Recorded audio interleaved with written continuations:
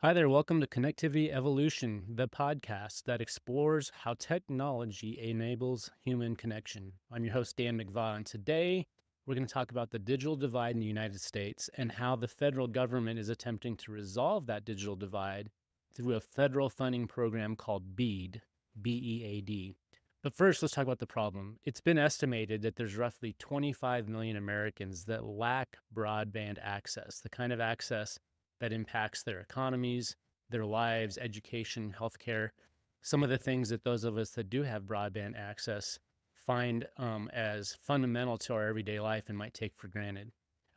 What's defined as broadband access is access to internet services that meet or exceed a certain download and upload speed. It used to be something like 25 megabits per second download by 5 megabits per second upload. That number has been increased, but nonetheless, it has clearly been determined that we have a large percentage of our population that lacks affordable access to broadband internet service. And so today we're going to talk about initiatives in federal funding through this BEAD program, what that exactly means and how that might help address the digital divide. So let's first talk about the BEAD program and the history of how it came about. The BEAD program, BEAD stands for Broadband Equity, Access, and Deployment. It's a federal initiative that was started after the post-pandemic that came out of an initial program that was called the Infrastructure Investment and Jobs Act of 2021. So post-pandemic, part of the Biden administration, they allocated $65 billion to the Infrastructure Investment and Jobs Act. And of that $65 billion, there was $42.45 billion of that set aside for the Broadband Equity Access and Deployment Program. And really what that money was set aside for was to fund the building of high-speed internet services in parts of the United States where there's a digital divide. That program, BEAD, was assigned to and allocated to the National Telecommunications Infrastructure Association, NTIA. NTIA is part of the Commerce Department, and so they've been assigned the requirement to administer a program by which every state has applications to build broadband internet services from different internet service providers, and those applications are reviewed and approved to release that funding, that $42 billion of funding, so that these networks could be built. So that program, again, was put out in 2021, and the BEAD program started in earnest shortly thereafter and has been going on since. So the program is designed to address not just the 50 states, but also the District of Columbia and 5 U.S. territories. So Guam, Puerto Rico, for example, are some of those territories. And so the goal is to connect roughly 25 million Americans and give them the broadband access that they lack. The prioritization of the program, again, like I said, it was determined that you did not have broadband if you had speeds below 25 megabits down and 3 megabits up. And that now has been expanded to 100 megabits down and 25 megabits up. So the goal is to provide all of these areas access to 100 by 25 megabit service. Now, one of the things that kind of is part of this program is that over time, as it's been rolled out, there's been a big emphasis put on fiber to the home, fiber broadband as the main technology of choice. And there's been a lot of controversy around whether or not pushing towards more exclusivity in fiber broadband is really the best way to address and get broadband out to people quickly. There's been a lot of arguments that, the use of fixed wireless access, internet service, things of those nature could also be used. And, we'll give some updates here as part of my talk on where that stands and whether we might see what kinds of technologies we might see. But right now, the way that the program has been rolled out is that the NTIA puts in each state and province a requirement to administer their needs. There was a big mapping program that was done where all of the locations were mapped and identified to come up with potential areas that needed to be addressed, and then individual companies, internet service providers, were then asked to provide proposals to each of their states that then rolled up to the NTIA, and a process was was done. As of January of this year, all 56 eligible entities, states and territories, have had their initial approvals from the NTIA. Their proposals initially approved by the NTIA. And then there's a challenge process by which um, every state challenges, those plans to make sure there's no holes in those plans and that they're solid. As of right now, 47 out of those 56 entities have had that challenge process completed. And then the next step is for actual service providers to be selected. So 26 of those 56 entities, states and territories, have had the service providers identified and selected by each state that would be responsible for building those programs, those projects to bring broadband to the underserved areas. And then the last step is the completion of a provider selection. And that only has been done by 3 states at this point. The states of Delaware, Louisiana, and Nevada have completed the selection of their providers, which is the last step prior to the very final step, which is their final approvals being made, which none of those final approvals have been given by the NTIA. So it's been a long, drawn out process. Like I said, this started in 2021. Here we are in 2025, and we have yet to see any funding actually released and construction starting on these projects. So it's been a slow progress, and there's some hopes now with the new administration that there may be some improvements and some loosening of some of the bureaucracy that's been holding up these projects. I'll speak a little bit about what some of that looks like.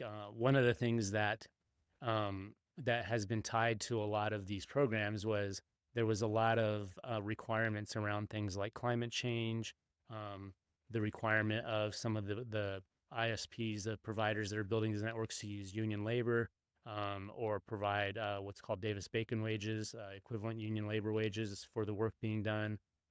Some of those types of things have been, by some, accounted to be part of what's been slowing down getting these projects approved. The new administration, with the new FCC Commissioner Brendan Carr, as well as Trump appointee, and she's been appointed as the head of the NTIA, National Telecommunications Industry Association. Her name is Ariel Roth. Is suggesting that some of the things that have been slowing down the releasing this funding might be loosened up.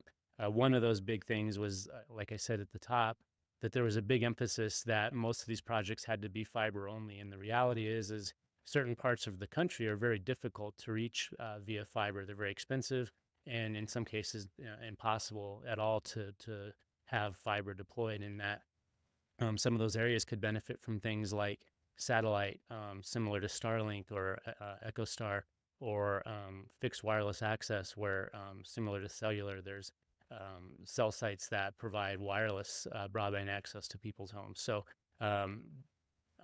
Ariel Roth and Brendan Carr have promised that they would loosen the restrictions on fiber only. So there's hopes that will help a little bit, although many of the proposals have pretty much been baked at this point and are still very fiber centric. But I think we could see some of those projects that run into complexities could see some relief from the use of wireless technologies.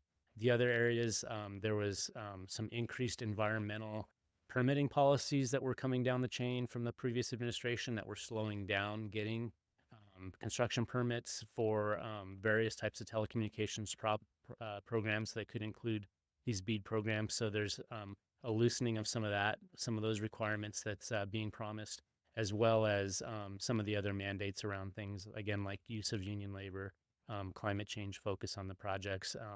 So we'll hope to see the belt loosen a bit and see some of that funding start to be released this year.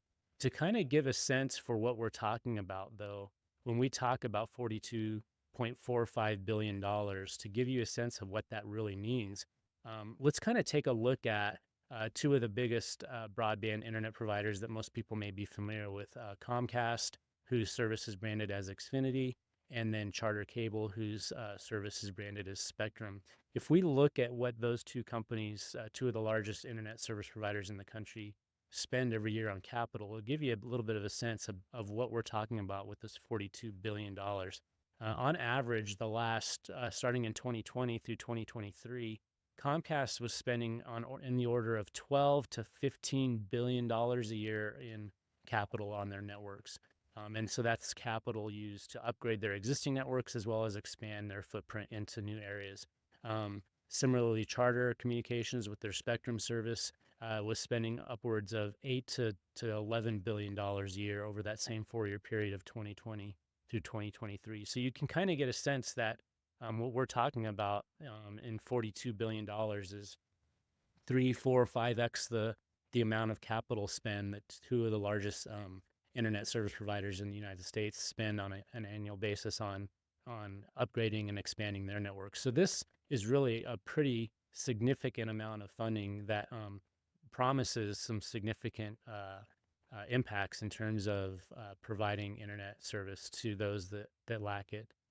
There's some analysis that's been done to date to talk about, okay, well, how efficiently will this money be spent? And obviously government spending efficiency is a big focus of the new administration. There's some analysis that's been done over the last 4 years on typical spend, like how much it costs per dollar, how many dollars to get internet to a single home. And so, for example, there was an analysis on Georgia's allocation of funding.